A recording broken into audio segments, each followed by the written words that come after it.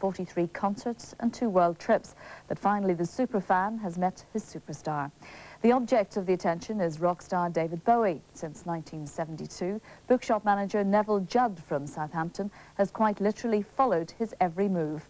It's cost him a small fortune and even 2 girlfriends who walked out over his obsession with the singer. In a moment, Neville explains all, but first, a treat for him and you, David Bowie's new single.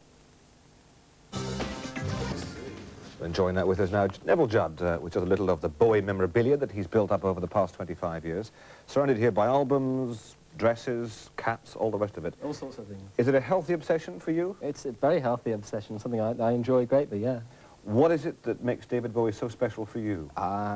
He's an impressionist in the true sense of the word, the only impressionistic rock star I've ever heard of anyway. You are a great fan of his. Yeah. I mean, do you love him? Does it go that far? Do you dream about him? No, I've never dreamt of it. It doesn't occupy all my life, but I mean, it's something certainly which has featured very heavily over the last 20 years. I truly, truly appreciate the music very greatly. And he recently showed you that he appreciated you being such a fan. Yeah, you finally got to meet and spend some time with him. Remarkably, yes. He invited me and a friend of mine, Ian Lockhart, in to hear the full album, Black Tie, White Noise, which doesn't come out for 3 weeks, and he sat down and played it to us and asked us what we thought. You were waiting outside the studio and he popped out and offered you a cup of coffee? He got out of a car and said, "Do you fancy coming in?" and he made us this famous cup of coffee, yeah.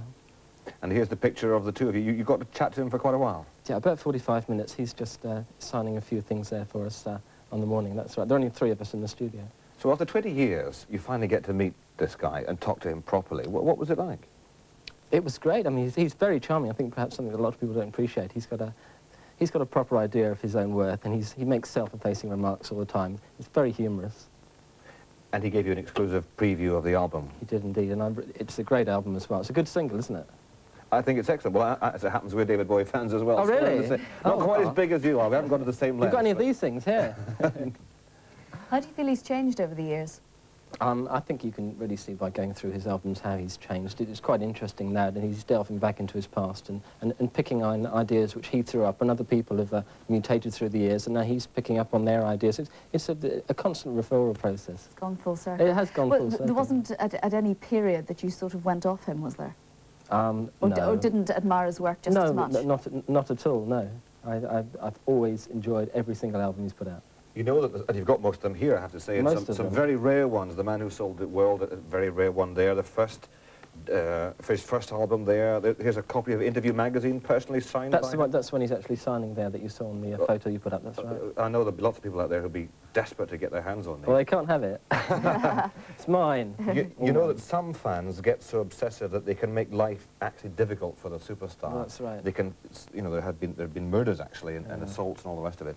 And court cases to keep them away. I mean, have you ever worried that you might go that far? No, it doesn't go that far at all. I mean, it's something that I truly appreciate his music, but the quote I think the Sunday Times put out was that I don't stand outside his door on Christmas Eve with a bunch of daffodils, and it's not like that at all. It really comes from the music.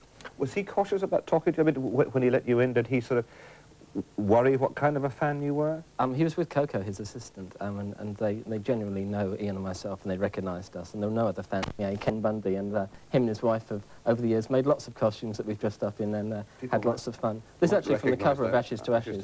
Yeah, it is a proper cover using the right silks, and I probably wouldn't fit into that now, but I mean, it's all part of the hobby. It's great fun. I mean, what I said just now, it does stand.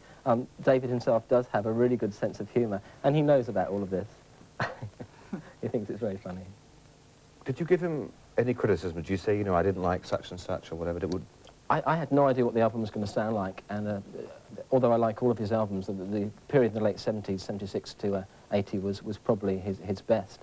And the album does sound like a cross between Station to Station and Low, and I really think that any criticism would have been pretty picky. I mean, hearing it the first time anyway, it would have been perhaps an arbitrary decision.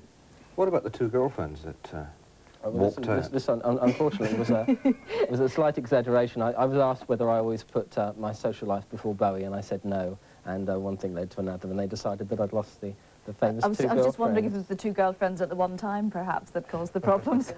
No, not at all. I mean, it is, as I say, it is a healthy obsession. It is perhaps